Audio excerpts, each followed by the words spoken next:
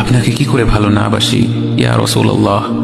যখন আপনি আমাকে ভালোবেসেছেন সেই 1400 বছর আগে, যখন আপনি আমাকে মিস করতেন, আশা করতেন যেন আমার সাথে দেখা করতে পারেন, অথচ তখনও আমি জন্মই হইনি। সেদিন সাহাবীরা আপনার চোখে পানি দেখে বলল, ইয়া রাসূলুল্লাহ, আপনি কাঁদছেন কেন?